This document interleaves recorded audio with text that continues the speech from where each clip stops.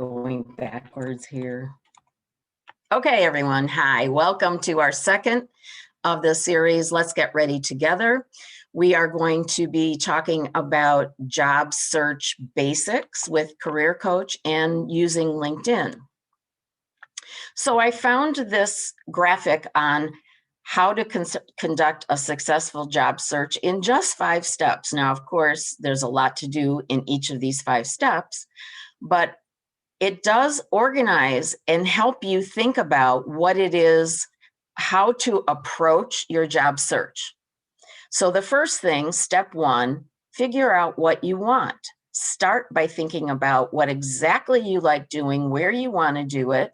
Do you want to do it full time? What kinds of things do you want to do? And in the last meeting, we talked about Career Coach and how you can take that assessment to help you figure out what kind of jobs fit you and your personality and what kind of different pathways you can take to do those jobs.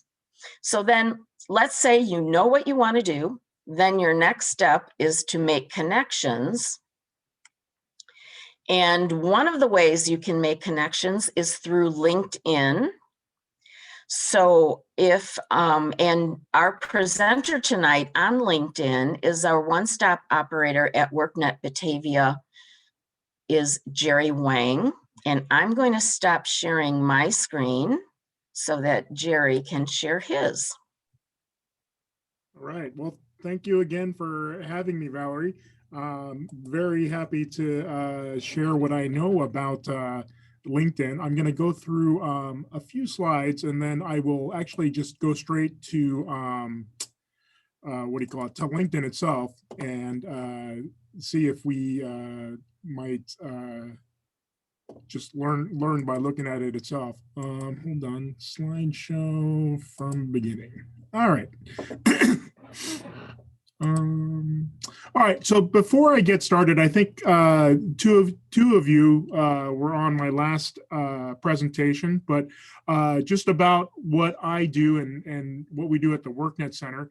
If you live or work in Kane, Kendall, or DeKalb counties, we are here to assist you with job services, whether that be assisting you with resumes or these strategies that Valerie is going to talk about through these job clubs. A lot of the same things.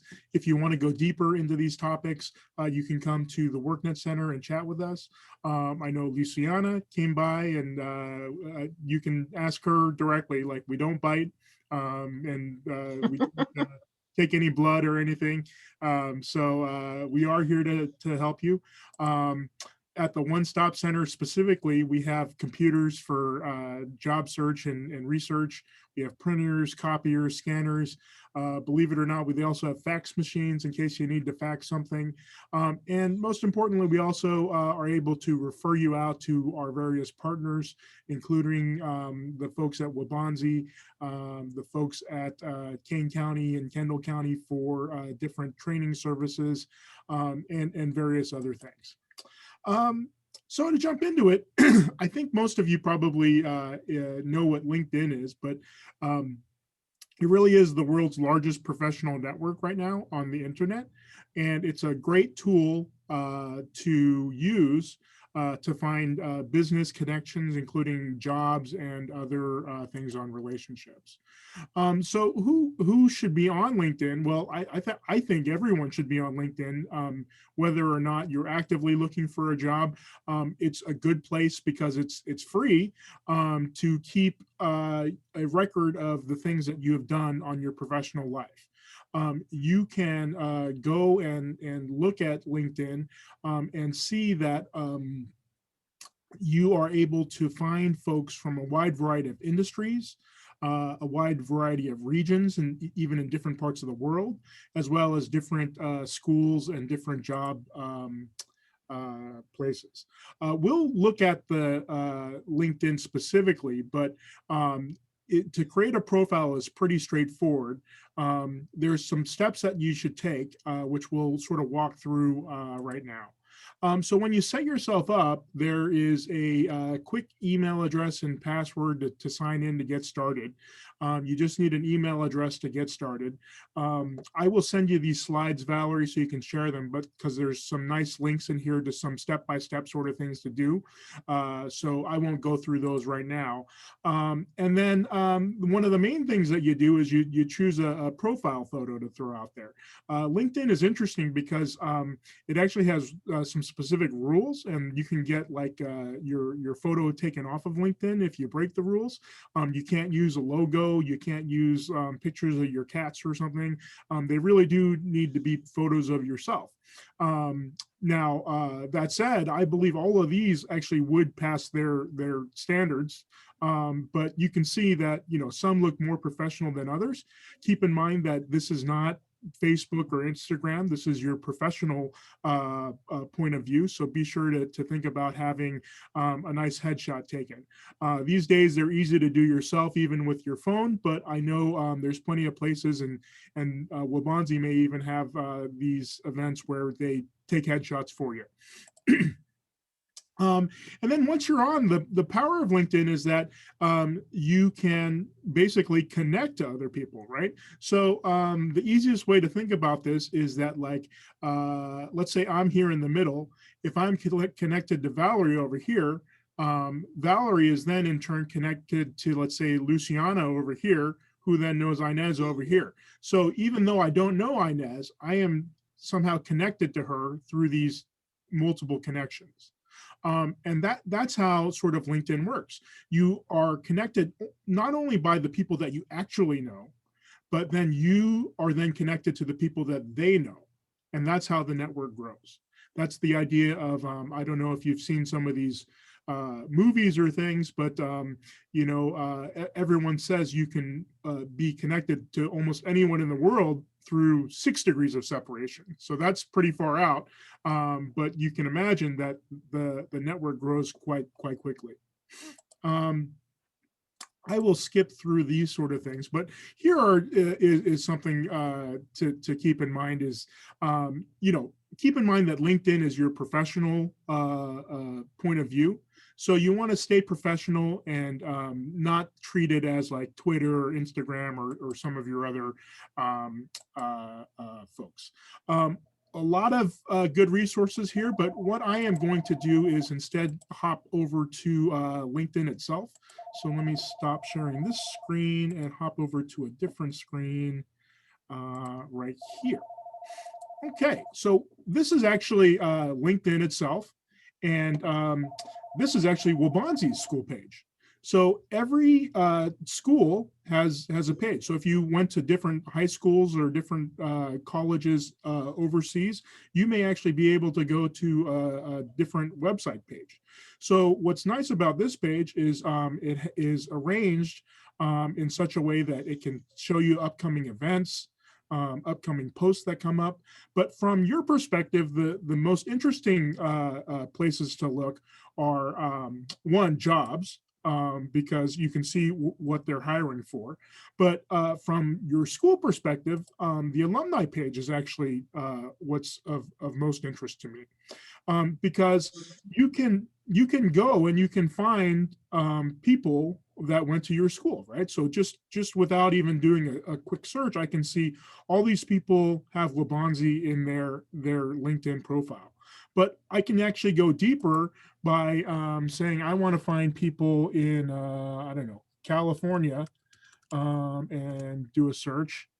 And I get a different list of 340 alumni of Waubonsie that have California in their profile, right?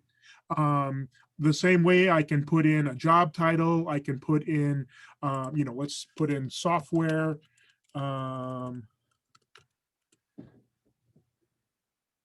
So this is now software, and whoops, I spelled it wrong. Let me clear that. But you can see the point is that it's a powerful tool to find folks. Now, I had actually asked Valerie, and it sounds like they're working on something called a alumni directory. So usually what I would suggest is if there's a directory out there, let's say you wanted to talk to Topher Mueller, you could look him up on the directory and then be able to to find his contact information. That doesn't sound like it exists right now at Wabanzi, but so what you can do instead is you can click on his profile, and you can see there's a couple different ways. You can look at his contact info, and you can see, in this case, he has a Twitter profile out there. So if you're on Twitter, you can go on there and do a direct message to him. Or you can use his messaging button. Now, I don't suggest you guys necessarily pay for this, but a lot of times if Topher is paying for it, I'll be able to send a free message. And if I can't message him directly, I can always try to connect with him. And when I try to connect with him, that would add him to my network. But as I'm inviting him to connect, usually what I would do, especially if it's an alumni of a school I went to, would be to say something to the effect of, "Hi Topher, my name is Inez. I'm going to Wabanzi now. I see that you graduated from Wabanzi. I would love to talk to you about what you're doing now in your work. Would you mind connecting with me?" And then you would connect and then try to have that sort of informational sort of interview. So I'm sure Valerie will chat about informational interviews later, but I think that was sort of the main point of what you can do on LinkedIn. LinkedIn is also very powerful because if you go to the jobs area here, it has a set of job searches that you can do. Recruiters like to use LinkedIn because they like to see who you know on LinkedIn and which professional profiles you are in. Let's see what else I want. Oh, I did pull up, this is somebody I know, Rudy, who actually went to Wabanzi, and I wanted to show you what a profile might look like. So when you set up your profile, you get to make kind of a summary statement or an about statement. In Rudy's case, he talks about how he's helping customers with career services and whatnot. And then you have a section that looks very much like a resume, but it's a little bit different because it's all your work experience at different places. What's different about it is in these spaces, you're free to say almost whatever you want, right? So you can add links, you can put more information here. And in this case, like in Rudy's case, I know for a fact that not all of these jobs are on his resume, but they can be on his LinkedIn, right? So this is where you can have other things that are about you that are on your LinkedIn profile. So that is sort of like my quick overview of LinkedIn. Again, I think that the best thing you can do is to start a LinkedIn profile and then kind of play around with it to see who you can connect to. It's easy to connect to folks like myself or people at school or other students to start out with. And I would say that the easiest way to start meeting people on LinkedIn is probably going through, like I said, the alumni, because if you can imagine, if somebody from Wabanzi called you and said, "Hey, I'm currently at Wabanzi and I would love to find out more about Columbia. Would you be willing to have a conversation?" That might be something that would be easy for you to say yes to, right? Versus someone out of the blue texting you and saying, "Hey, I see you seem Colombian. Maybe we should have a conversation about Colombia." Cool. Well, I'll stop sharing my screen and just throw it out there. Any questions about LinkedIn, how to use it, how to get deeper into it? Yes, I have a question. Can I add like volunteer in LinkedIn? For example, I'm volunteer for feed starving children. Uh-huh. Can I add this in LinkedIn? Yeah, If, absolutely. You can add almost any sort of experience. There's actually different sections where if you want to put it in as volunteer experience, you can add it as volunteer experience. And okay, add as much detail as you like in terms of what you did. You know, if you said, "Hey, I packed food for X number of folks," or whatever it is that you want to add. okay, But yeah, it like think about it as like you know, if you were to write everything possible like on your resume, But of course you can't, because, people only spend 7 seconds on your resume, so you can't have a 10-page resume. Yeah. You might put all your things here, because you know that if they're interested in your one-page resume, they might go to your LinkedIn and see the deeper details of some of your experience. Okay. Okay. More details. Yeah. And like I said, Luciana knows if you need help with this stuff, you're free to contact me, or come into the WorkNet Center. Like I said, in the PowerPoint, there's a lot of good sort of YouTube videos that we pulled out a couple that we thought were particularly good in terms of getting started.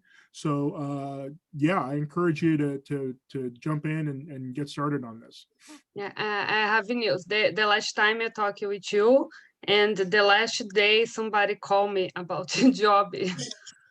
Wow. So it works. You just got to come in. Yes, it's working. Yes, for LinkedIn. Yes, they saw it linking. Yes. So there you go. There you go. Thank you. There's a good testimonial right there. And I didn't pay Luciana any money to say that. Jerry, if I could just ask a question. You touched on this briefly about employers possibly looking at your LinkedIn account.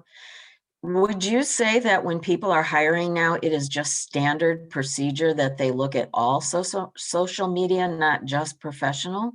Yeah, I think that's a great point, Valerie. I think the first thing I would do if I get past an initial conversation with somebody is just Google them, right? So when you Google someone, usually their LinkedIn, their Facebook, their social media accounts come up first. And this is a conversation we have mostly with younger adults, but also it's worth having with anyone who is job searching, is that be sure that all of your social media is safe for work, as they say. Set them private for certain things if they're not saying professional things. These days also, like, you don't have to have a silly Gmail address because it's free to get a new email account. So make sure you're using a account that has your name and it's not Bears fan 47 at hotmail.com. Usually people are looking for Gmail, Yahoo, iCloud, or Microsoft as the key email places. But good question, Valerie. Other questions?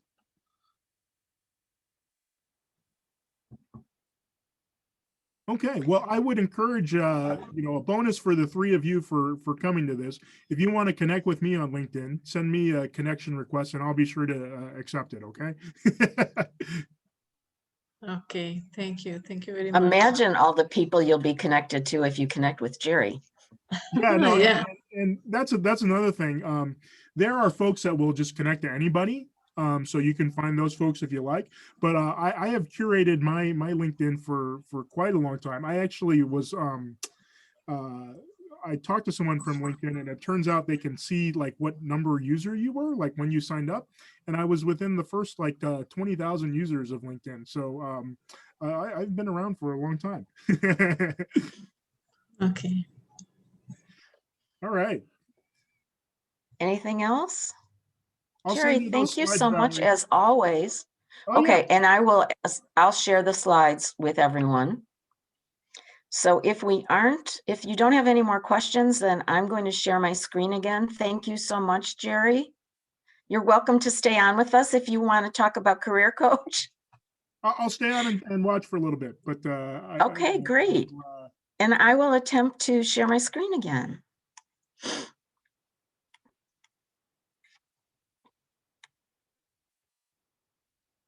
Okay, so you should be seeing the slide that introduced Jerry. So this is all Jerry's contact information.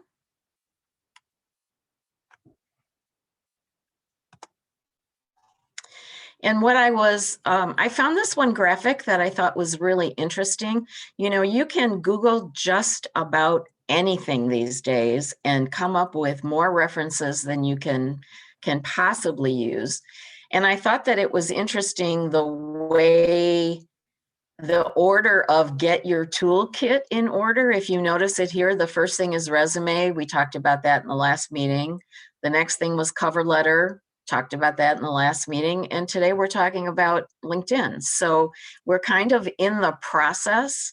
I don't know about whether you want to have a business card, but it certainly is something that you can do if you don't already have one for whatever you're doing now. Just remember, we always need to think when we are in the job search, we always need to be thinking about that we want to have a professional presence. So make sure that you that it looks very professional, and it really is just your contact information. So that certainly is something you can do. You can make cards yourself on your own printer. They've made all of this very easy. The next thing, voicemail. And just as Jerry said before about, we usually have these conversations about social media and things like voicemail with a younger crowd. But it is something for us to think about as well, is many of us have very casual voice messages. So if you are giving out your number, your cell number, your home number, whatever number you are giving to employers, make sure that the message that you are the outgoing message sounds very professional. It doesn't have to be stiff. It can be very friendly, but you just want to be careful, be mindful that everything you put out there, you want to represent it as professionally as possible. Okay, so we're going to go into Career Coach. I just want to check something here.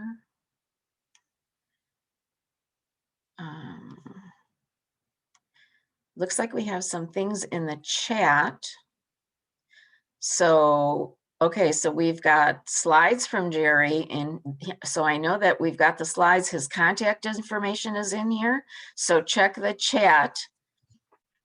If you don't already have it, it's in my slides, it's in his slides, it's in the first meeting slides. So we have lots of ways of contacting Jerry. So now I am going to stop sharing this and get us right into Career Coach.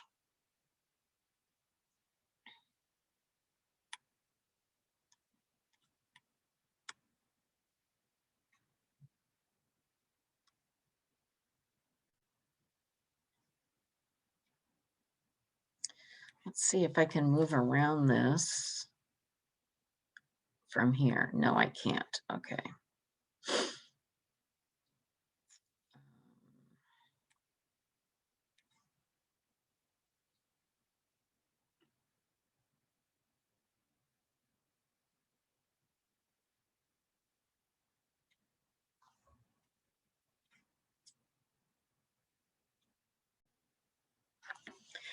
Okay, so we're here on Career Coach. And the last time we talked about resumes, so we use the resume builder.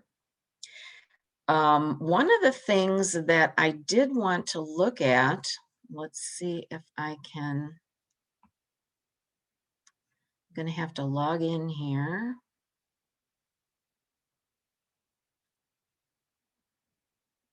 Ugh.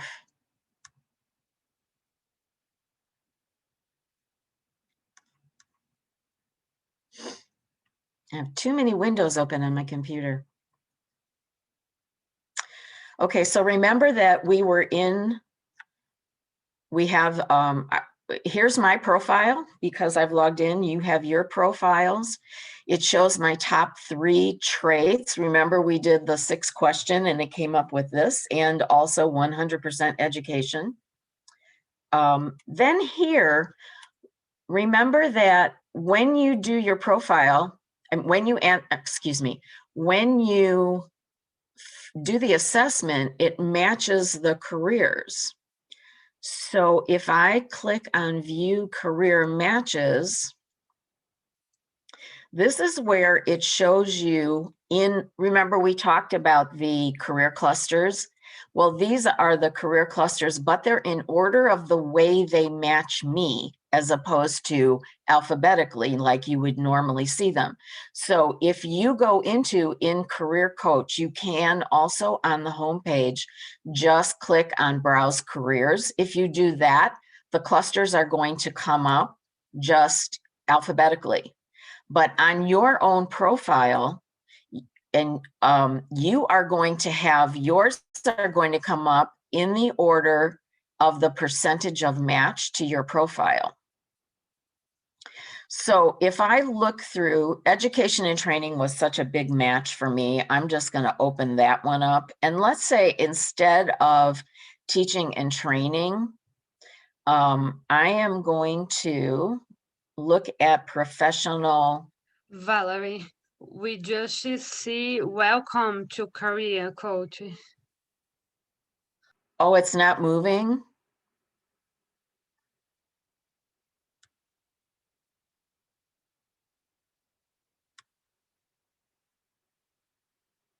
Are you seeing professional support services now? Now, yes. Okay. Maybe I should go back. Very sorry, very sorry. I tried to do something new this time, and obviously that didn't work. So these are the careers, just so we have this on the video. These are the careers that matched my profile. This was the one that was 100%. So when I did the assessment, I came up with 100% education and training. So you might want to do the same thing and start by, if you're not sure what you want to do, obviously a great thing to do is just browse through these careers. Decide which ones sound interesting to you. You can save careers then and go back to them later. But I wanted to look at, I think the last time we looked at teaching and training, and this time I'm going to look at professional support services. So, and remember that we talked about also that when you look at supports, any one of the jobs, what you want to do is also look at this education area. So depending on where you are in your education, it shows you whether or not you would be qualified for this job, as well as what percentage of people who currently have this job also have the same credentials as you. So in this particular case, they are looking for curators, they are looking for somebody who has a master's degree or a professional degree or even a doctoral degree. So in my case, I have a bachelor's degree. So it's unlikely or more difficult for me to apply for this job. Mm-hmm. It doesn't say I can't get this job because I may have done volunteer work at a museum and already had experiences either working with art or historical items. So it's possible that my volunteer work would qualify me for this job, or possibly whatever my major was. So don't be discouraged by this, but also just look at it as what kind of education levels are normally in this particular job title. I want to look for one.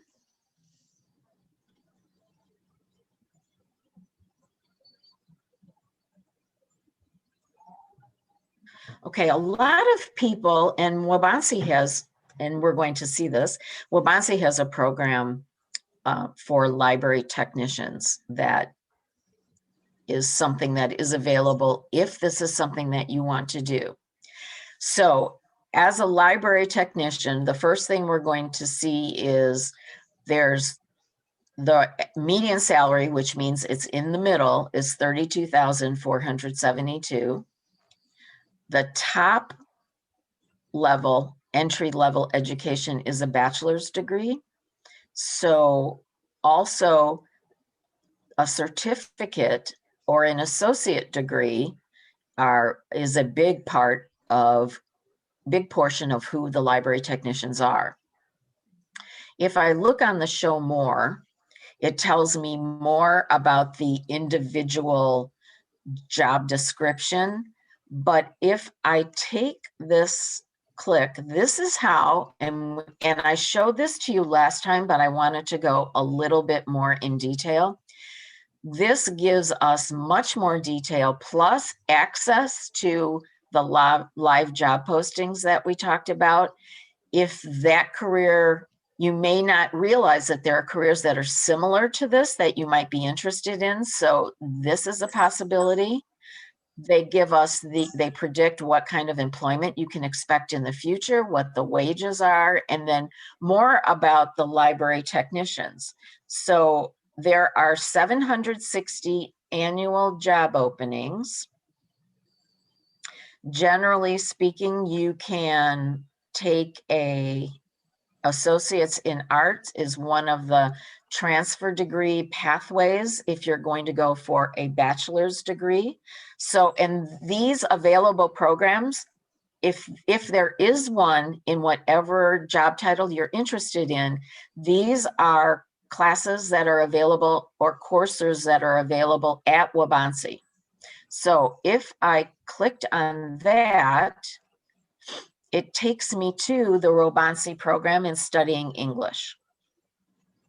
Okay, so then you would know what kind of courses.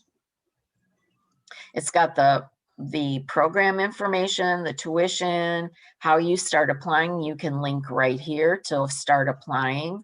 And then it's just got a little bit more about other related careers. Okay, the other information, so we're going to go back to what we were looking at. Now let's see what's in the about for library technicians. So this is a little bit more detailed. So the next session is on interviews, and we'll talk about some of the questions that you want to ask. But a really good question to ask, if the employer hasn't already told you and given you this information, is what could I expect an average day to look like, or a typical day to look like?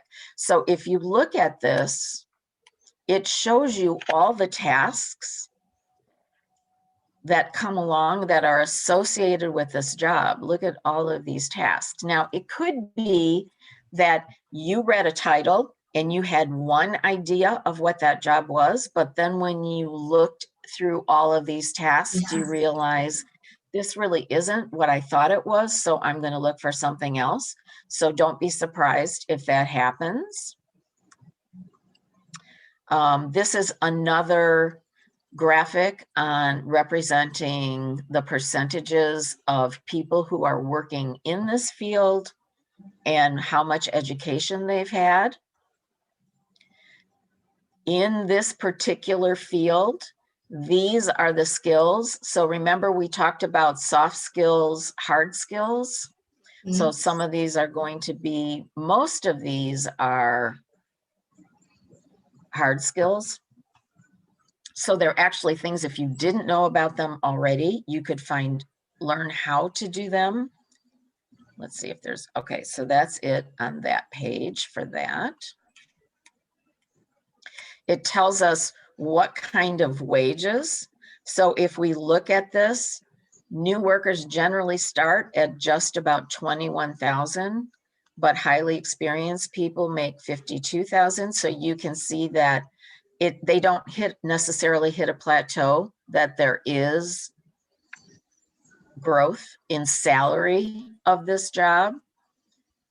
Okay, and then we're going to go into employment. This is, make sure that whatever career you're looking at, you look at this page, because this tells us what we can expect in job postings. So look at this particular graphic. It's showing us how many monthly job postings there were. And if we look at, of course, 2020 isn't a normal year. So of course, we're going to expect some really strange things here, especially since most libraries were closed. But look at the type of erratic, if you will. So some months we have a lot, then we drop way down, we have a lot. Look at, we reached our peak in the middle of 2019 and then back down again. The good news is when it comes down, it does go back up again, and it doesn't seem to ever go down as far back as 2018. And now it looks like right here, it's leveling off. So since February of 2018, there have been 172 jobs in this field. These are the companies that hire people with this job title. So you look through the jobs, the different companies. If there's a company that you know you're interested in, then you want to make sure that you go to their sites to look for openings. And here's a really, really important one. Look at the employment projection for this particular job. Do we see this as a growing field by looking at this? No, I No. think, yeah, it's decrease. Right. yeah. It's a decrease, exactly. So this is going to be a declining field. If I opened up and this is something that I thought I wanted to do, this would really make me think twice about doing it, because it has already reached its peak in 2019. And so for the future, we're looking at a steady decline. We're anticipating a steady decline in this particular job. Yeah. Okay, you want to make sure that any job title that you are interested in, that you get to this employment projection, because you don't want to, if you notice when we looked at this, there was a program at Wabansi that you could have gotten, you could have enrolled in. Yeah. It was an associate transfer degree program, and you would be doing that for a career that is declining. You want to make sure that if you are investing your time and your money, that it's in a field that hopefully is going to be increasing in jobs rather than decreasing in jobs. Okay. Yeah. So any questions on this? This is really, really important. And one of my favorite things about this site. And then these are other job titles that are doing the same kind of work as library technicians. You might see them listed under those titles as well. Now, let's say you're still not deterred. You're looking for a job. You really like the way that one sounds. I'm going to skip over the similar careers because we saw that. Well, let me just quickly.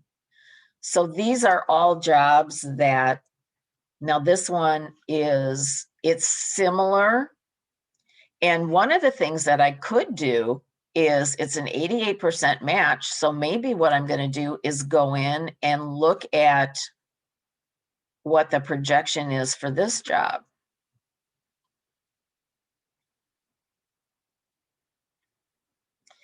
Okay, so how does this job look compared to that job? So if I liked the tasks that a library technician did, and there was enough of them in the tasks of a teacher assistant, and I can find that out by looking at the overview.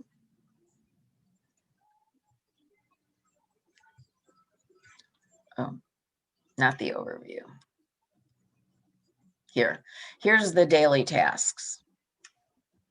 So now I could look at these, and remember that there are skills that are involved in tasks that you like to do that are called transferable, which means that there are some skills, like, let's say one of the things that happens a lot in libraries is you've got to shelve books. So you have to understand what order, where books go, how you organize them.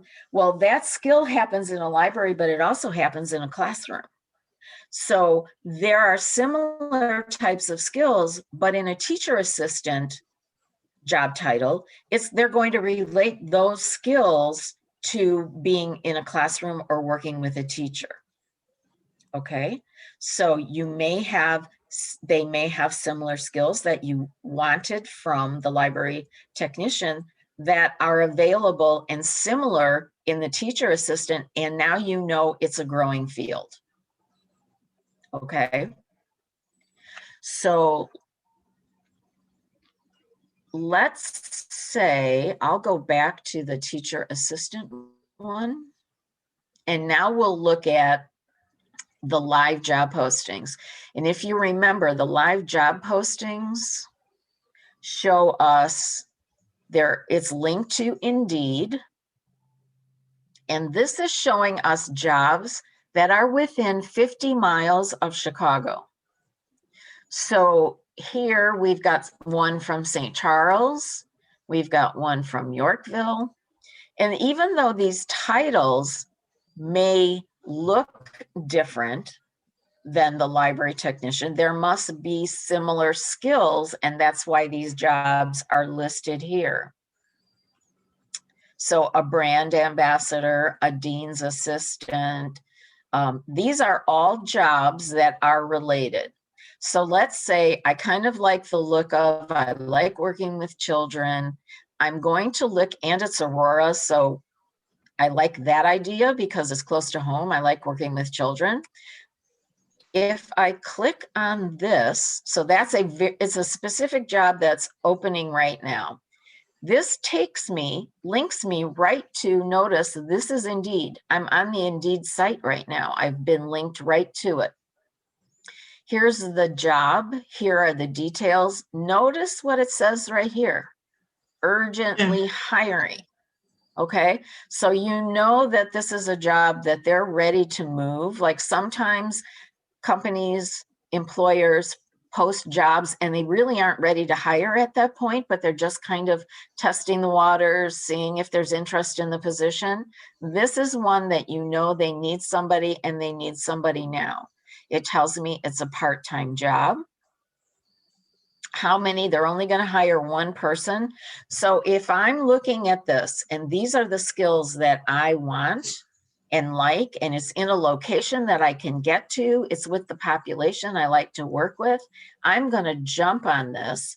And if I use the apply now, I will get right to whatever the application process is. On some of them, you can apply right from this screen. On this particular one, they are probably going to take me to the employer site. I want to finish on this page first, and then we will, I did it without even, okay. So I was going to not do this first, but I guess I did. So this is the application for that job. And if I fill out this information, and remember when we talked about, so I'm going to put all that information in there. Remember in the last session, we talked about uploading resumes. Yep. So here's where you're going to upload your resume. Notice it wasn't a long application that you had to fill out. It was a very short, they asked just a few questions, but they're asking you to upload your resume. So your resume is going to be in your downloads. So you're going to click on choose a file. Your download screen is going to come up, and then you'll choose your resume. Are you going to choose that pretty resume that you all have? Or are you going to choose the one that comes out of Career Coach that is exact same format that you need, that's plain with very little formatting? Okay. You want to use the one from Career Coach because you don't want to risk with those very attractive ones. You do not want to risk that the information won't be transferred properly. Because remember, again, this is where we want to make sure that anything we're putting in our resume has the same type of keywords that they're looking for in the job description. So I would upload my resume here. Here where it says attach additional documents. If I was going to work with children, the one thing that I think would be really, really handy to have would be if I had a first aid certificate. Most childcare workers have to go through some type of first aid training. So if I've already done that, I would upload and attach my first aid certificate. And then here's that cover letter that you can upload. And in the last session, I gave you that template where you can change those highlighted fields and put in the information about this job. And you've got that cover letter that you can upload right there. Now, if you click on this notify me, what will happen is it will Indeed will send you jobs that are like this right to your email address. And they're also linking you. If you didn't have a resume, you can create one here, but we're all going to have resumes. So we aren't going to need that. Okay, let me get back into here now. So we talked about the urgently hired, that they're only hiring one person. Then we're going to look at the full job description. So you need a high school graduation is what's required. So if you either have your GED, you've started taking classes, this is a place where if I had education that was from another country, I would still apply if I had the equivalent of a high school graduation, even if you haven't had your credentials validated, but especially if you've already had them validated. They're showing us what the hours of work are, 1 to 4:30. So even though it says required, if you've taken 2 of the tests already, or you already have a high school graduation equivalent from another country, absolutely apply for this job. There's only one location, which means you just have to get there and get home. They're looking for 20 to 29 hours. Your typical start time will be 1, your typical end time. You can't work remotely, obviously, because you are working with children in childcare. So here's all the COVID requirements. And what they're letting you know, actually, these aren't the requirements, these are precautions, which means that this child care center is doing these things to make their facility a safe place. Okay, now going back up. So let's say I'm not ready to apply, though. I have to tell you, if I saw they're urgently hiring and there's only one opening, I would be applying now, especially because I've already got a resume. I've got a template for the cover letter, so I can quickly change and alter the cover letter. I might save this job. And here's the sign in, because you'll create an account in Indeed, and that's where you're going to save the job. Okay, now going back, let's talk about, they didn't really give us very many details of this job. So it's difficult to know. Remember, we talked about when they have details for the job, that you should be looking for keywords, and they didn't really give us very many keywords. So sorry. Let's go back to career coach. Are you seeing part-time daycare assistant? Yes. Okay, no, that's not what I wanted. Let's go back up to, because they didn't give us very many details. Let's go back up into about the teacher assistants. Okay, so you're going to go back and think about, if you're looking for what details to highlight to be keywords for your resume, you're going to want to make sure that you highlight any experience that you've had working with children, including your own, or if you were a room mother or you volunteered in your child's class. All of those things you supervised during field trips. Those are all things that you want to put in your resume. Anything that has to do with working with children, those are the things that you'd want to highlight. Especially the provide extra assistance to students, even without special needs. Sometimes there are just students with or without special needs that need extra assistance with a particular project. So if you've had experience doing that, especially if you've had experience in helping in a classroom, those are the kinds of things that you'd want to highlight for this job. And then you would look through all of these and see which do you feel are your strongest that would apply to a child daycare center. Look for those. The other thing is, if we went back into Resume Builder, Mhm. so if I go into Resume Builder and I want to find out what I should put for a child care worker, I would put child care worker here.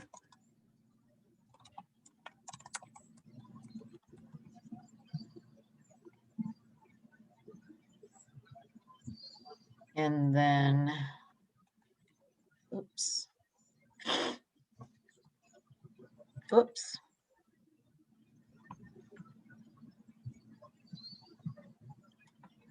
I am having my difficulties tonight. So it went back up. Okay.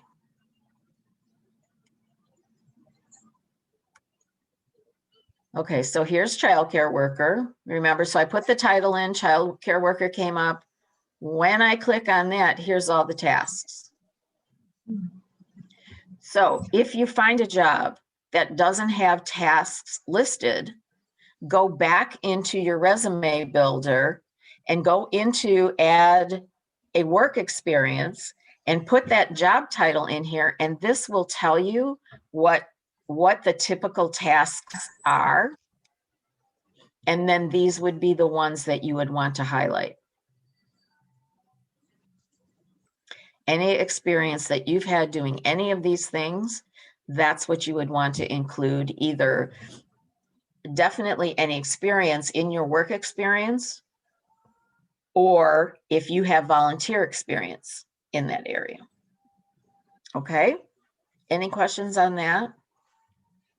Okay. This is why this program is such a great tool, because there's so many things that we can do with it. And now I'm back to the teacher assistants. And all of this came from, I looked at my profile, saw the results, and just went into education and looked at support. So if we go, let's look back at how I got here. I ended up in Indeed job postings. I found teacher assistant. So these were, when I looked at library technician, remember, if we talk about what happened here, I looked at library technician. When I looked at the employment projections, it was a declining career. So that's when I decided I need to look for a similar career, which is where we were here, which is how I found teacher assistants. Then I went into live job postings, and that's how I found the childcare. So now if we go back so you can see how this happened.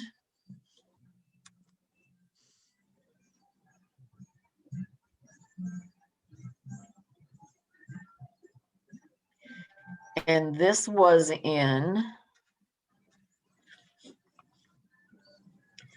professional support services, which was one of the pathways from education.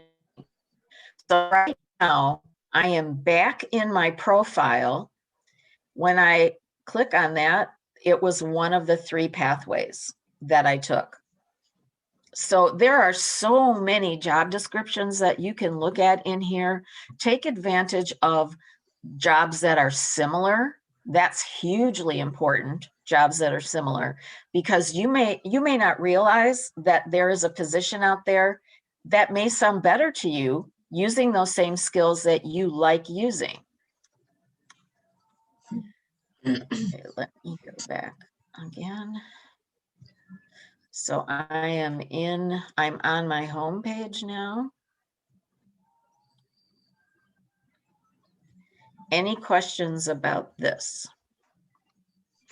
Yeah, if So, I don't have any experience, so can I get any job? Is there any chance? oh, absolutely. Absolutely you can. And what you'd want to do is search for entry-level positions. And generally in these work opportunities, let's see if I just click on this. Okay, so let me see what happens if I just put entry level.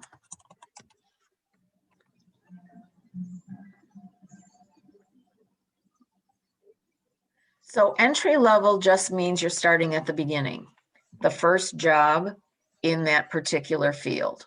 Okay. Okay, so put that in there. And if you're starting something, you know, there's several things when you don't have experience. Here are some things that you can do. You can volunteer somewhere where you can get experience in a related type task to the job that you want to do. Or look for a part-time job, or look for an internship or an apprenticeship. Those are all things that you can do that they're already set up and expecting that you don't have experience. Okay. Does that help, Nia? Yeah, but my problem is that for volunteering, I will not get daycare for my kids. So, Oh, and right. I need I need money and I need work. Yeah, everything is important this time. Exactly. Okay. So I would then for you, I would do this entry level, right? And this is just, these are partnered employers, which means they participate in this career coach network. But if you just go to indeed.com and where it said search, or where you see this icon, the looking glass icon, type in entry level, and then make sure you put in your city, because you'll get all over everywhere if you don't do that. That's where, and then there'll be a lot of jobs that are there. Oh, okay. Okay. You definitely, if also there's another site called Snag a Job, and they list jobs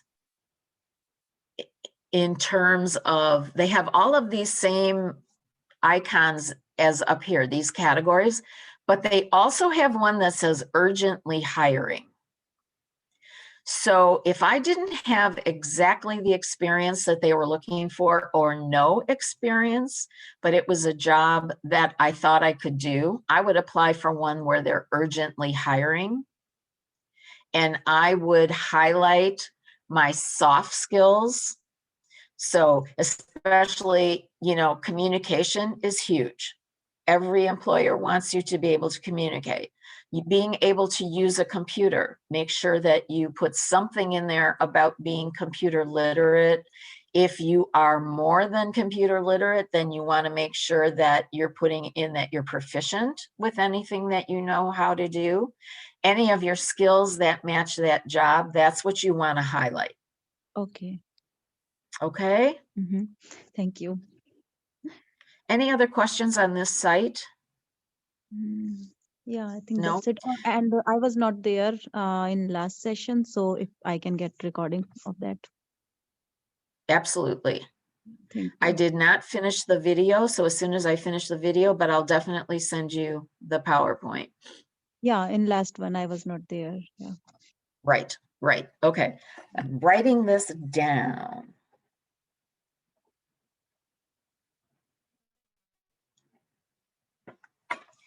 Any other question?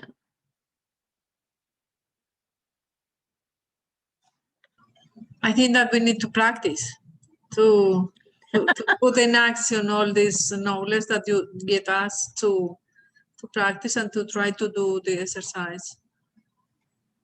And there are more questions when we do this.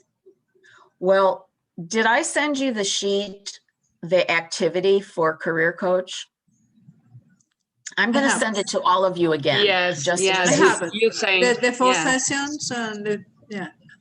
So the important thing is follow the directions on that activity, because it walks you through that, and it's going to ask you all the questions about things that we talked about tonight, so that it's a way for you to organize and also get yourself into a pattern. You could spend hours on this site. Yeah. There's so much information on here. Yeah. And I really make sure that you're looking at similar careers, because there are probably things out there that you and I don't even know exist. Job titles that we do not know about that have skills similar to what we thought we were looking for, that may be much more appealing to you. And it also broadens the number of jobs you could be applying for. Okay. Okay, anything else right now? We are okay. This has been a wonderful session, and thank you for your patience with all of Thank you. my going back and forth here with this recording. I'm going to stop the recording right now, but thank you so much for your patience and for participating. Thank you too for the invitation, for